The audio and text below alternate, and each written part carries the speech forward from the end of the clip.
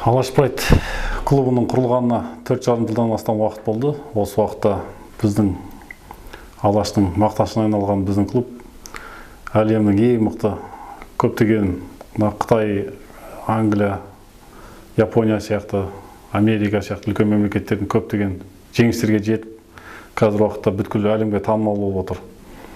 Осы жақында өткен аптада Алматы Гагарина көшесінде үлкен спорт, ақылы спорт залы ашылған. Сол жерде көптеген жаңағы ақшасын төлеп, охрана агентстволардан, жалпы жеке студенттер болсын, адамдар сол жерге барып, жаттығу өткізеді, дайындалады.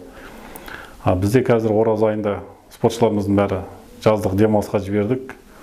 Күн қазір ыстық, жаз кезі. Бірақ шетелде, соған қарамастан шетелде үлкен жарыстарға қазір осы бір айдың ішінде 3-4 жарысқа шығып жатырмыз. Қазір алдымызда тағы үлкен Сочи қаласында самбо 70 деген жарыс келе жатыр. Fight Night жарысына қатысайын деп отырмыз. Краснодарда Тейж Грип Гран-при жарысына қатысайын деп отырмыз. Сол осындай қазіргі атым шығып отырған кезде жастардың бәрі осы ММА-ға қатты қызығушылық танытып, қазіргі интернеттерден, сайттардан, ютубтан көріп, көп жастар дайындалып осы Артемге жай ғана бір жаттығу кездесу өткізейік деген ұсыныс достардан түскен кезде ол ойында ештеме жоқ. Жақсы деп, ешқандай бір артық ой жоқ, келісім берген екен. Артеммен мен сөйлескен кезде солай айтты. Енді ол жаттығудың жаңағы кезде жай ғана тренировканың арты үлкен осындай шумға айналып, қазір барлық жерде, барлық телевидениедан көрсетіп жатыр, барлық сайттарға жазып жатыр. Бұл әрине жалпы жақсы нәрсе емес. Біздің Алаш Прайд клубына бұл өте үлкен. Артемға біз үлкен осы жасаған оның кінәсі болмаса да, осындай жарысқа шыққан себебіне байланысты ары қарай оны қазір қарастырамыз. Клубта қалуын, ары қарай спортпен айналыспауын.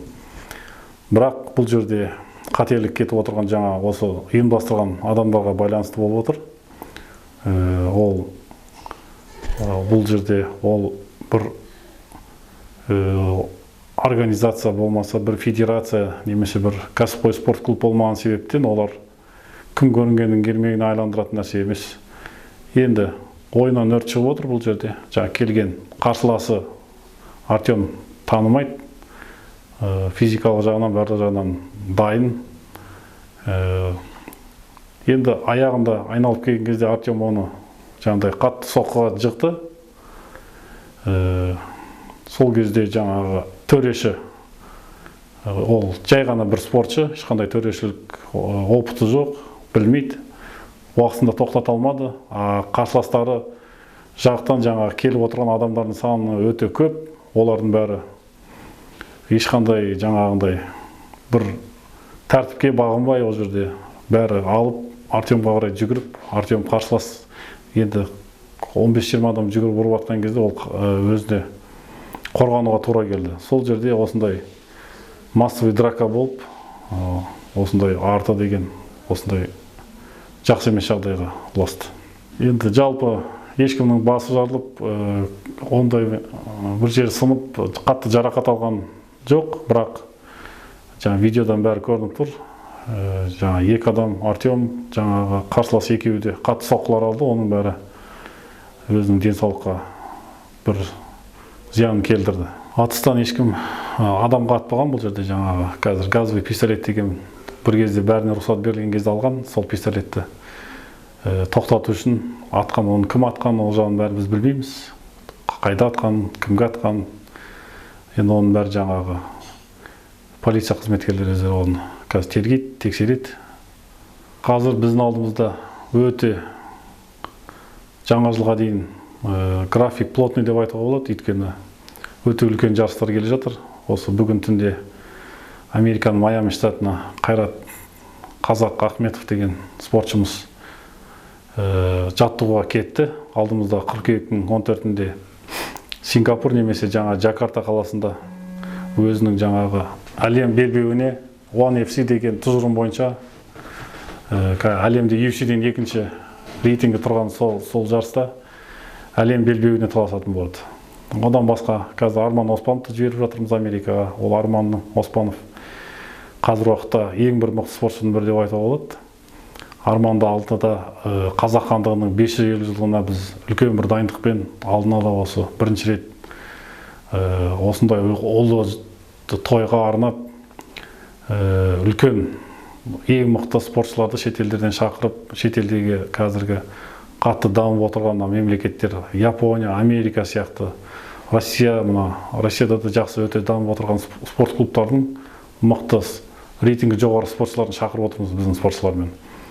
Одан кейін 31 июль күні Сочи қаласында қазір Россиядағы ең мықты организация Fight Nights-та біздің екі спортшымыз өнер көрсетеді, Аслан Тоқтарбаев, Женя Екенбердиев деген. Одан кейін өте үлкен жарыстың бірі август айында осы кеше ғана хабар келіп жетті. 3-ші жыл қатарынан бұл жарысқа қатысушылардың саны өте көп, өйткені бұл жарыс жылына бір рет қана өтеді. Самбо 70 деп аталады. Бұл жарысқа жаңағы біздің бұл жарыстың рейтингінің жоғары болып отырғаны, бұл жарысқа біздің президентіміз Назарбаев келген осыдан 2 жыл бұрын.